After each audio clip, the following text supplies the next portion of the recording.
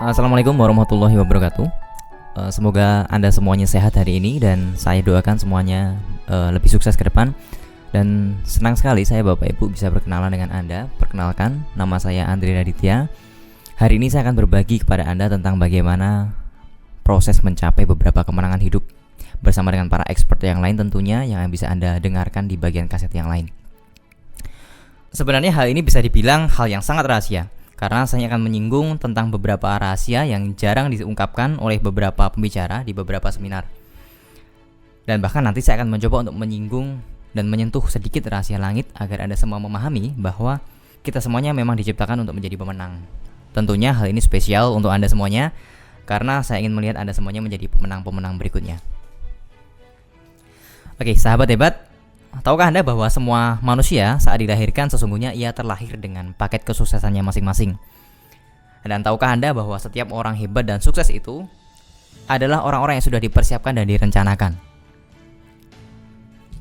Tentu Anda bertanya dan ada beberapa mungkin yang menyangkalnya bahwa hal itu tidak benar, karena terbukti masih ada orang yang dari dulu sampai saat ini masih begitu-begitu saja. Betul begitu? Oke, nanti kita akan coba bahas lebih jauh tentang kenapa hal itu terjadi.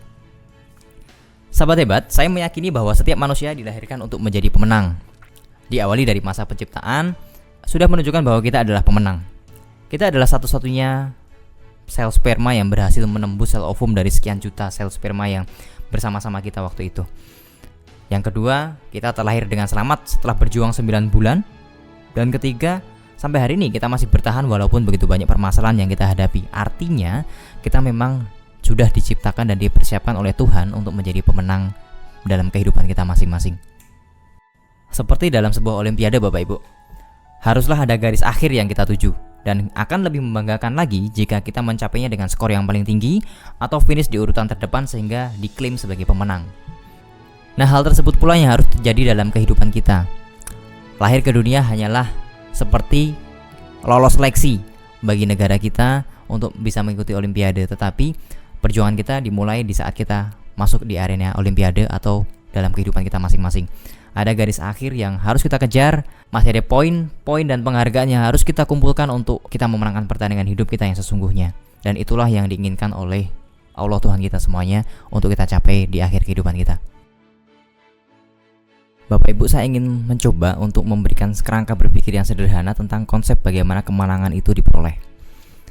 Sebagian dari kita masih berpikir bahwa proses kemenangan adalah sesuatu hal yang luar biasa yang dilakukan oleh beberapa orang yang luar biasa dengan cara yang sangat-sangat luar biasa sehingga terkesan sangat susah dicapai oleh beberapa orang dan tidak semua orang mampu mencapainya. Saya yakinkan Bapak Ibu bahwa hal tersebut adalah cara berpikir yang salah. Saya sendiri meyakini bahwa manusia dilahirkan dalam konsep yang sudah dipersiapkan menjadi seorang pemenang. Tidak ada keajaiban-keajaiban yang begitu istimewa, karena semua manusia dilahirkan dengan paket kesuksesannya masing-masing. Saya menganalogikannya seperti ini Bapak Ibu. Coba bayangkan sebuah botol. Bagi orang yang tidak paham tentang cara membuka botolnya, maka dia akan kesusahan sekali untuk meminum air di dalamnya. Mungkin dia akan dengan membanting, memukul, atau mengiris-iris botolnya untuk mendapatkan air di dalamnya. Tapi bagi orang yang paham tentang bagaimana cara membuka botol, dia tinggal buka tutupnya dari atas, dia putar ke arah kiri dan terbukalah botol itu. Sesederhana itu Bapak Ibu tentang proses bagaimana kita mencapai kesuksesan dalam hidup.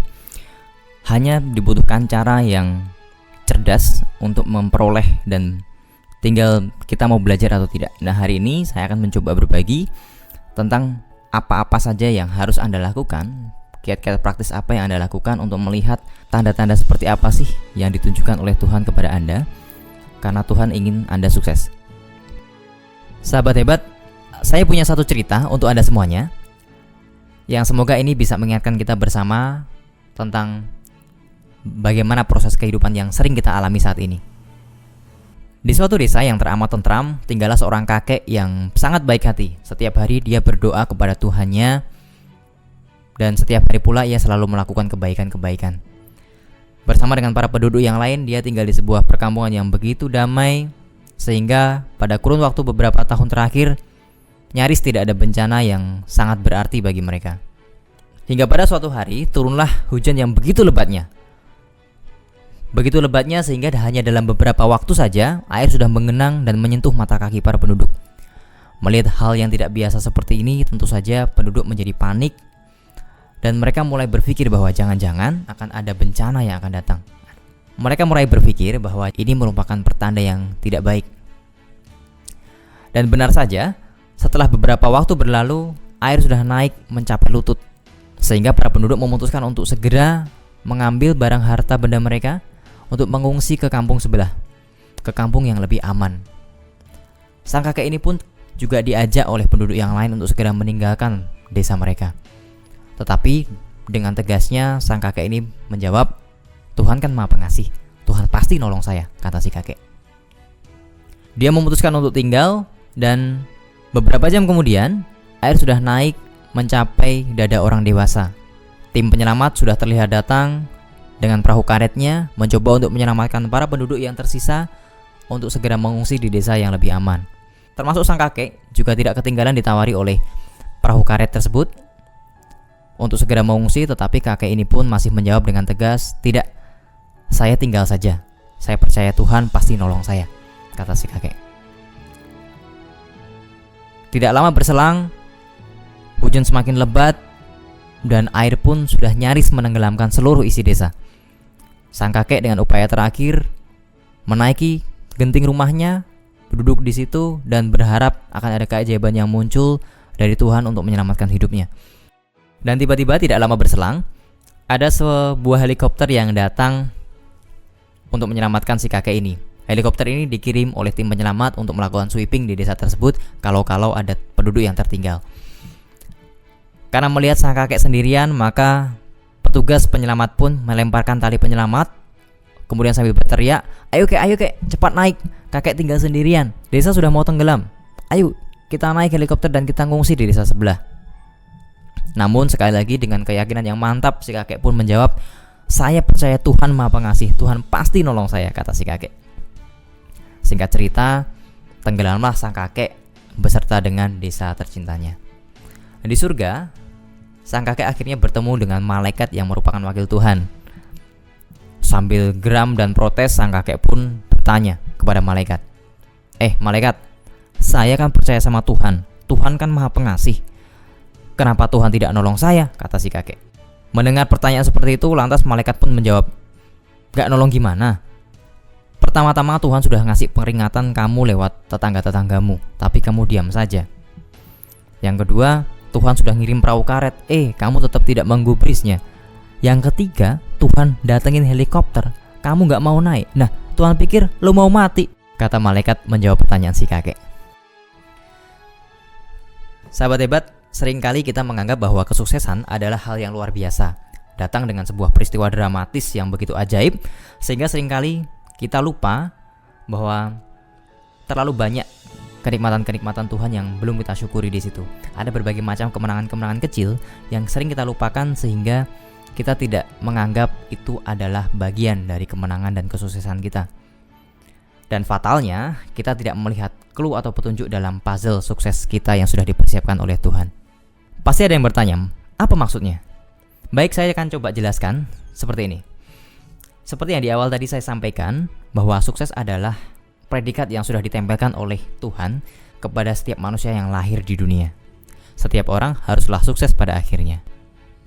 Setiap orang sudah disiapkan dengan jalur kemenangannya masing-masing, sehingga tidak mungkin bertabrakan dengan yang lain. Atau barangkali Anda sering mendengar ada istilah rezeki saya dicuri oleh orang lain dan lain sebagainya.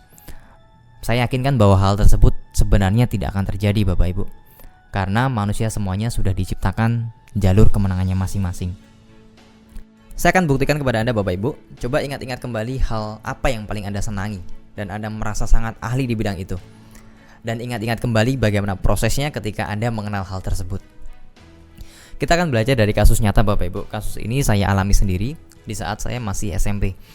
Saya adalah orang yang sangat pemalu pada awalnya, susah berbicara di depan umum, bukan seperti saat ini. Hingga pada saat saya memasuki jenjang SMA, saya mengikuti teman saya untuk masuk ke dalam sebuah organisasi. Awalnya saya tidak mau karena saya tidak tertarik dengan hal-hal yang bersifat komunitas, karena latar belakang saya adalah pemalu. Tetapi karena saya diajak oleh teman saya memutuskan untuk ikut saja.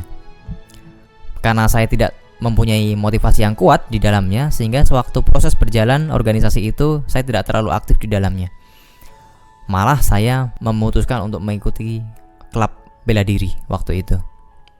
Saya memutuskan untuk menggeluti bidang bela diri tersebut, dan singkat cerita keahlian saya pun meningkat, dan akhirnya saya berkenalan dengan pelatih utama di lembaga bela diri tersebut.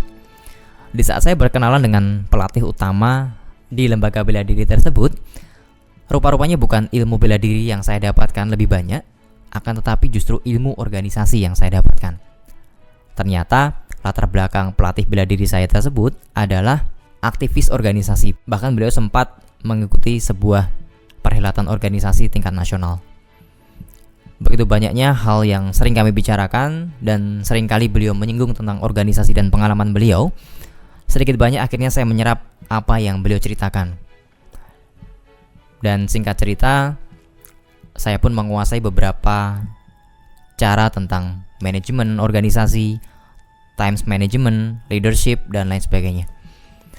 Dengan modal tersebut, saya memutuskan untuk akhirnya terlibat secara aktif dalam organisasi. Dengan keterampilan yang saya punyai, saya mampu memanage 16 organisasi pada saat saya kelas 2 SMA. Dan sebagian besar di antaranya saya menjabat sebagai pemimpin di organisasi tersebut. Dan dengan keaktifan saya, berbicara di depan umum menjadi hal yang biasa akhirnya. Itulah awalnya saya mengenal ilmu komunikasi, dan itu yang mengawali ketertarikan saya terhadap dunia pengembangan diri. Karena setelah saya lulus SMA, ketertarikan saya dengan dunia komunikasi memasukkan saya ke dalam sebuah perusahaan penjualan. Di perusahaan tersebut saya mempelajari banyak hal tentang teknik-teknik bagaimana berkomunikasi dan bagaimana cara kita mengembangkan diri. Tentu saja, saya pun juga mendapatkan ilmu tentang marketing dan bagaimana mengemas sebuah produk. Dan disinilah saya memulai karir dan bisnis yang cemerlang.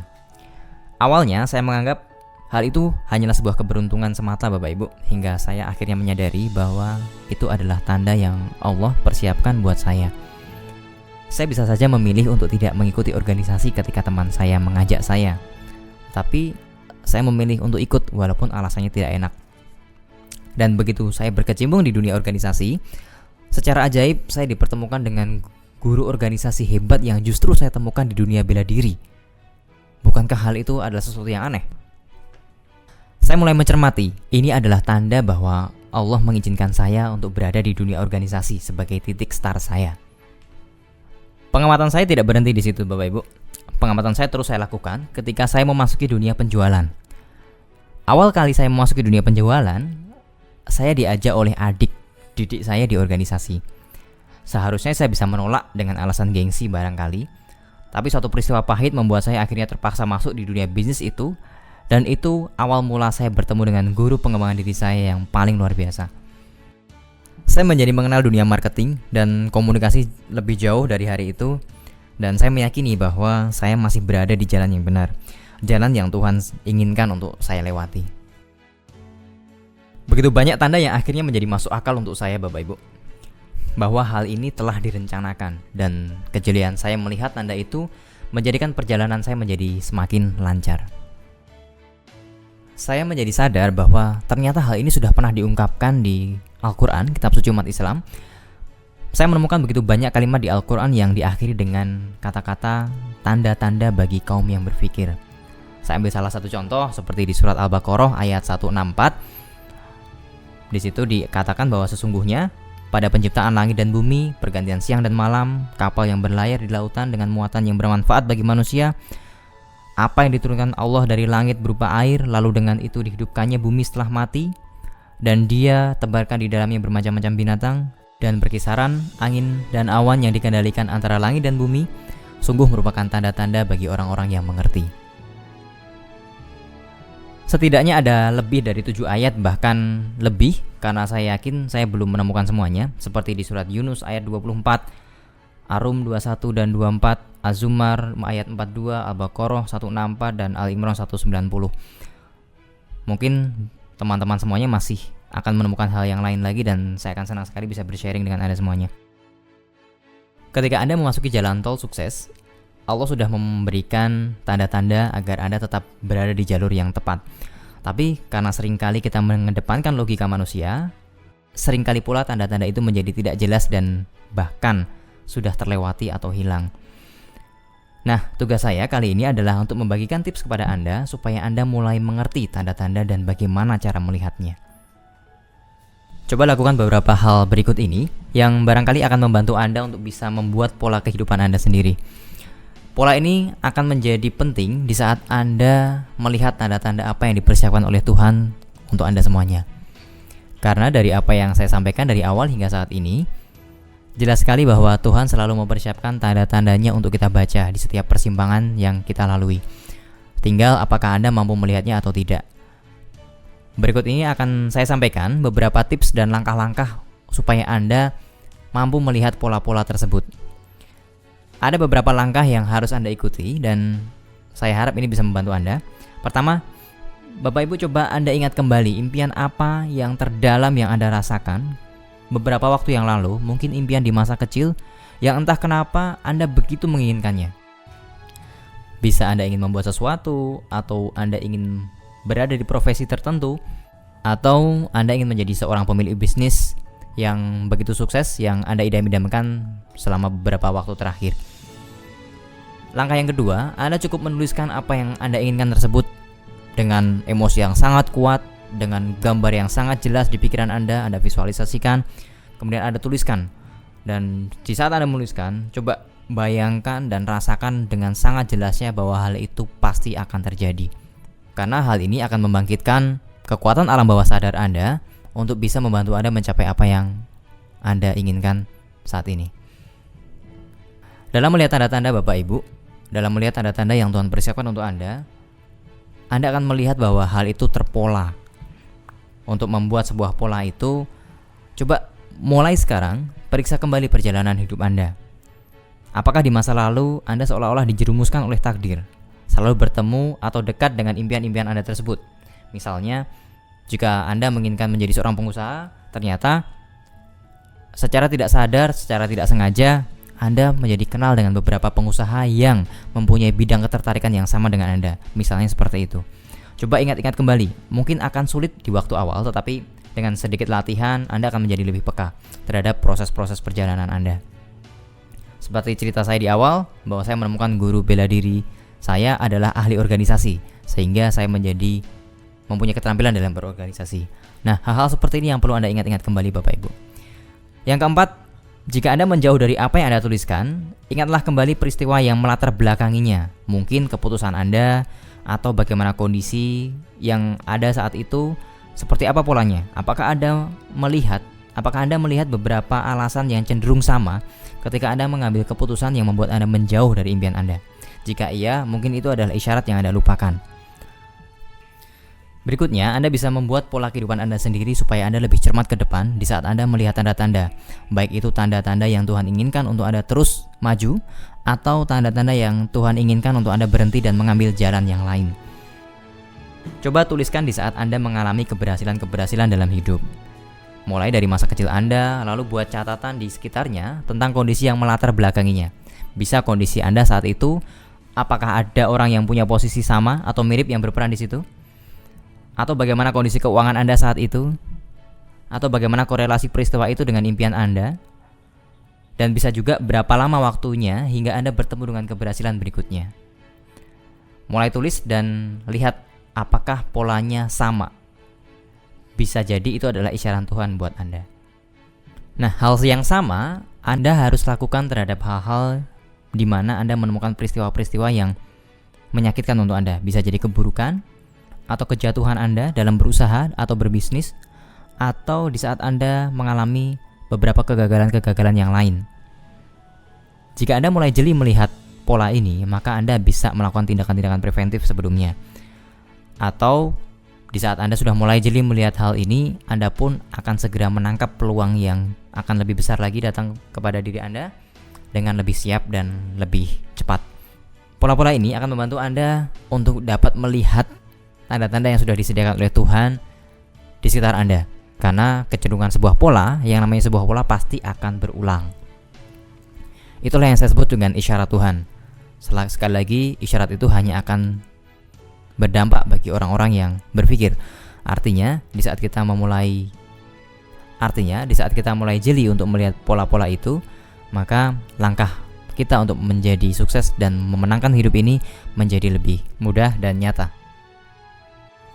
Hal ini pun juga nanti akan membantu Anda dalam menentukan indikator kehidupan Anda. Indikator ini akan selalu mengoreksi setiap langkah Anda. Anda pun akan lebih mempunyai tingkat sadar di saat Anda melalui proses kemenangan yang Tuhan sudah persiapkan melalui jalan tol kehidupan Anda. Ingat bahwa Allah tidak akan merubah nasib suatu kaum kecuali kaum itu sendiri yang merubahnya. Jadi pesan saya, mulai sekarang lupakan mengeluh karena Anda sudah berada di jalur yang benar. Anda sudah berada di jalur kemenangan yang ujungnya telah dipersiapkan kemenangan besar untuk Anda. Tinggal sekarang bagaimana Anda melihat semua tanda-tanda yang telah dipersiapkan untuk Anda oleh Yang Maha Memperhitungkan. Baik, semoga bermanfaat, tetap hebat dan good luck buat Anda semuanya. Bapak Ibu Saudara, jika Anda ingin memahami lebih banyak tentang life sign atau tanda-tanda kehidupan, Anda bisa berkonsultasi langsung lebih jauh kepada saya dengan Andri Raditya di 0815 7850 2993, atau Anda bisa berinteraksi dengan saya melalui website kami di www.athleteindonesia.com.